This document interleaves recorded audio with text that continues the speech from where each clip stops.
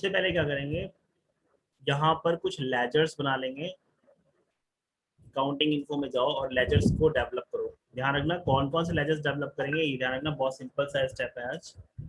Bank reconciliation बनाना है, capital account, under capital account, फिर उन्होंने HDFC bank account, HDFC bank account under bank account, फिर SBI account under bank account जाएगा। ठीक है, फिर लिखना hotel bill payment under indirect expenses डाल देना, इनडायरेक्ट एक्सपेंसेस, और डाल देना इनकम, कमीशन डाल देना, कमीशन,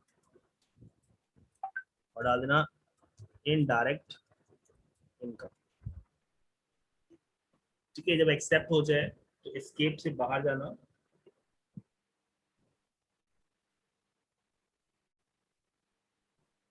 और हमें कुछ ट्रांजेक्शन करने होंगे। यहाँ जाओ अकाउंटिंग वाउचर्स में और F6 से कैश रिसीव कर लो। F6 दबाना, F6 से कैश रिसीव करते पता ही है, कैपिटल से, और डाल दिया 35,000 डाल दिया। ठीक, फिर यहाँ पे नेक्स्ट हम क्या करेंगे, F4 पढ़ रखा है, कॉन्ट्रैक्ट यूज करते हैं F4 से क्या करते हैं, पैसे डिपॉजिट कर रहे हैं और विड्रॉल करेंगे। तो हम यहाँ पे क्या कर रहे हैं, पैसा डिपॉजिट कर रहे हैं बैंक में, तो कैश HDFC बैंक चूज किया और मैंने क्या कर दिया, कैश यहाँ से डिपॉजिट कर दिया, दैट इज 25,000, 2,50,000 कर दिया डिपॉजिट। और ये नोट्स के नंबर पूछा है तो डाल देना यहाँ पर कि कितने कितने रुपए का नोट्स आपने सबमिट किए हैं, दिए हैं, और एक्सेप्ट कर देना। फिर हम एक और एंट्री कर रहे हैं, मैंने कहा SBI में पैसा ट्रांसफर कर रहे हैं, कहाँ से, HDFC से, तो मैंने कहा 50,000 रुपीज हम यहाँ से डिपॉजिट कर रहे हैं। ठीक, और F5 से हम क्या करते हैं, पेमेंट, पता ही है। तो मैंने क्या किया, एक होटल बिल पेमेंट कर दिया। मैंने कहा कि HDFC से बैंक से हम बिल पेमेंट कर रहे हैं, होटल का 25,000 का बिल है, और एक कैश रिसीव कर रहे हैं, इनकम हमारे पास आ रहा है, ऑल्ट F6 से प्रेस करना है, F6 से कैश रिसीव कर रहे हैं, या बैंक में रिसीव कर लो। किससे रिसीव करेंगे, इनकम, जो हमें कमीशन से मिल रहा है, मैंने कहा 67,000 का कमीशन मिल रहा है। ये एंट्रीज हमने कर ली। जब ये सारी एंट्रीज हो जाए तो हमें क्या करना है, बैंक रिकॉन्सिलेशन की बात करते हैं। होता क्या है कि हमने यहाँ तो एंट्री कर दी, लेकिन कोई जरूरी है पासबुक के अंदर जो पैसा आया होगा वो डेट क्या होगी आपको पता तो है नहीं। तो हम क्या करते हैं, उस कंडीशन में बैंकिंग के लिए जाते हैं, बैंकिंग प्रोसेस जाते हैं, और यहाँ मिलेगा बैंक रिकॉन्सिलेशन। बैंक रिकॉन्सिलेशन जैसे एंटर करोगे तो देखो यहाँ पर दिखा रहा है HDFC बैंक, क्लिक करना। तो दिखा रहा है यहाँ पर कि ऑलरेडी जो आपने एंट्री करी है वो 1/4 को किया है। मान लो कि फॉर एग्जांपल आपने कोई चेक लगाया, ठीक है, बैंक में, और बैंक में चेक आपने आज डिपॉजिट किया, लेकिन वो जो चेक जो है कैश कब हुआ, मान लो 3 दिन 4 दिन लग गया होगा, जो बैंक डेट होगा वो क्या होगा, डिफरेंट होगा। बैंक डेट क्या होगा, डिफरेंट।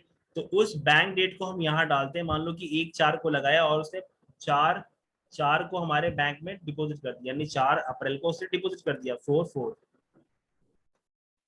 लिखना, 1/5 लिखना, 1/5। तो यहाँ देखो 1/5 को क्या होगा, मेरे बैंक में पैसा आ चुका होगा। फिर SBI में देखो, फिर चेक से डिपॉजिट किया था, वो कब है, तो भी डाल दो, मैंने कहा 1/5 को। तो जो पासबुक हमें मिलता है उससे क्या करते हैं, देख के डेट, यानी किस तारीख को हमारे अकाउंट में पैसा एग्जैक्टली कैश में आया, और किस तारीख को, अगर मैंने कोई होटल बिल में मैंने चेक दिया होगा तो वो किस तारीख को निकला बैंक से, वो डिटेल हम यहाँ डालते हैं। मैंने कहा कि 1/4 को ही ये निकल गया था। तो ये क्या हो गया, बैंक रिकॉन्सिलेशन हो गया HDFC बैंक का।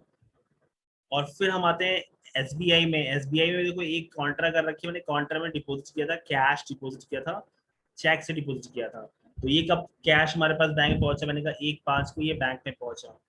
ठीक, फिर इनकम कब, इनकम जो हमारे पास हो तो कब मेरे पास अकाउंट में पैसा आया, तो मैंने डाल दिया 1/6 को आया हमारे पास पैसा, तो ये हमने 1/6 को एक्सेप्ट करवा दिया।